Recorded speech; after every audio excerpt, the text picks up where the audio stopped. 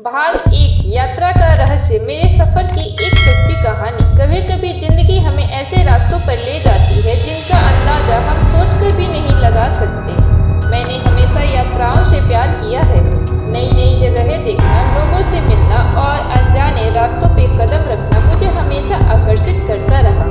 पर मुझे यह अंदाजा बिल्कुल नहीं था कि एक यात्रा मेरी जिंदगी को हमेशा के लिए बदल देगी।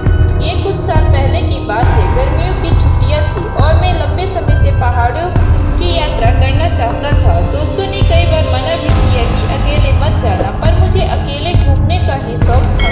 मैंने बैग पैक किया, टिकट लिया और निकल पड़ा एक छोटे से हिल स्टेशन की ओर। वहां पहुंचते ही ठंडी हवा का झोंका मुझे जैसे किसी और ही दुनिया में ले गया। चारों तरफ हरियाली, दूर दूर तक फैले पहाड़ और उनके बीच से बहती एक छोटी सी नदी। दृश्य इतना सुंदर था कि मन ही मन मैंने खुद से कहा, शायद यही असली जिंदगी है। मैंने पास के एक गेस्ट हाउस में कमरा लिया। पुराना सा गेस्ट हाउस था, लकड़ी से बना हुआ। खिड़कियों पे जंग लगे जाल और दीवारों पर पुरानी तस्वीरें। कमरे में कदम रखते ही मुझे एक अजीब सी ठंडक महसूस हुई। लगा जैसे कमरे की हवा बाकी जगह से थोड़ी अलग है। लेकिन उस वक्त मैंने इस पर ज्यादा ध्यान नहीं दिया। शाम को मैं आसपास घूमने निकला। गांव जैसा छोटा सा बाजार था। यहाँ कुछ ही दुकानें खुली थी। वहीं मेरी मुलाकात हुई एक बुजुर्ग व्यक्ति से जो सड़क किनारे चाय बेच रहे थे। उनकी आंखों में एक अजीब सी चमक थी। उन्होंने मुस्कुराकर मुझसे पूछा, साहब अकेले आए हैं?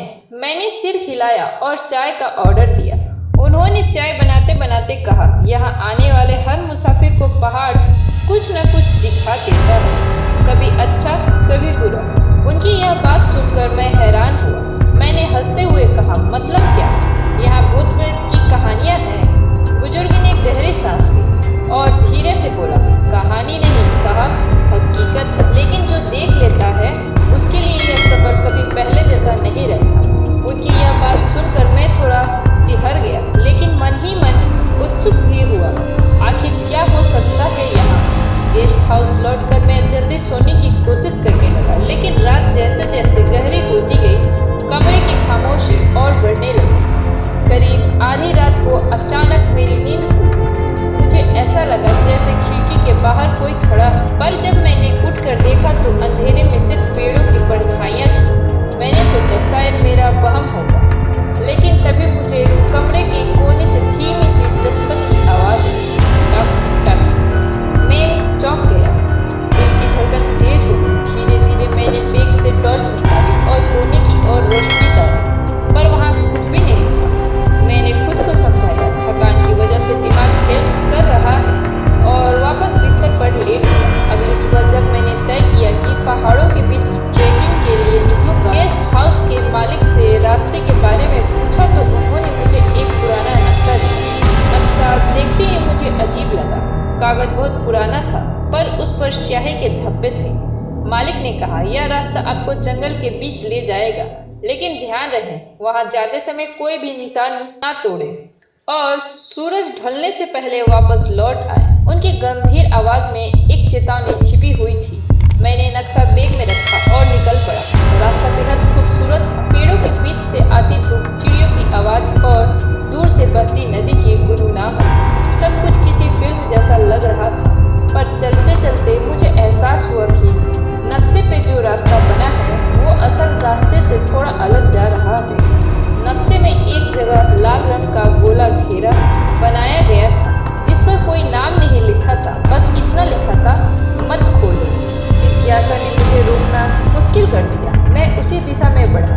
करीब आधे घंटे बाद मैं एक सूने मैदान में पहुंचा। वहां चारों तरफ सिर्फ घना जंगल था और बीच में मिट्टी से बना एक छोटा ढेर।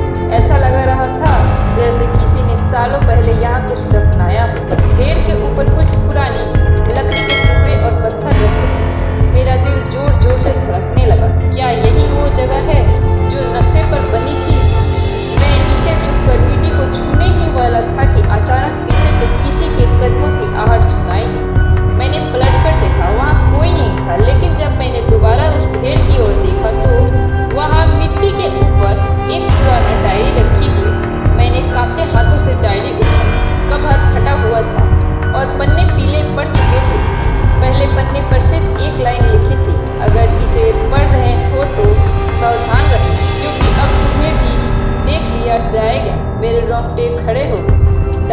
पन्ने पलटते ही मुझे समझ आया कि ये किसी यात्री की लिखी हुई थी। उसमें लिखा था कि उसने इसी जगह पर कुछ ऐसा देखा था जो इंसानी नहीं था। उसने लिखा था कि रात को यहाँ से रोशनी निकलती है और कोई अदृश्य ताकत आसपास मंडराती है। पन्नों में बार बार एक ही चेतावनी थी, यहाँ मत रुको, जो यहाँ रुकता है वो कभी पहले जैसा नहीं रहता। मैं डायरी हाथ में लिए सोच ही रहा था कि अचानक हवा का एक तेज झोंका आया और आसपास के पेड़ जोर जोर से हिलने लगे। ऐसा लग रहा था मानो कोई गुस्से में है। मेरा दिल कह रहा था कि तुरंत वहाँ से निकल जाऊं, पर दिमाग जिज्ञासा में उलझा हुआ था। आखिर ये सब सच है या सिर्फ किसी की कल्पना? मैंने डायरी को बैग में रखा और गेस्ट हाउस लौटने लगा, लेकिन रास्ते में बार बार ऐसा महसूस हुआ जैसे कोई मेरा पीछा कर रहा हो। पीछे मुड़कर देखता तो कोई नहीं दिखता। जब मैं गेस्ट हाउस पहुंचा तो शाम हो चुकी थी। कमरे में घुसते ही मैंने बैग से डायरी निकाल कर मेज पर रख दी और फिर डायरी अपने आप खुल गई। उसके पन्नों पे तेज हवा से जैसे कुछ नए शब्द उभर गए और उन शब्दों में लिखा था, तुम्हें वो रात देखनी ही होगी, तभी तुम सच जान पाओगे आगे क्या होगा। क्या मैं सच में उस रात का गवाह बनूंगा? क्या उस डायरी की चेतावनी सच साबित होगी?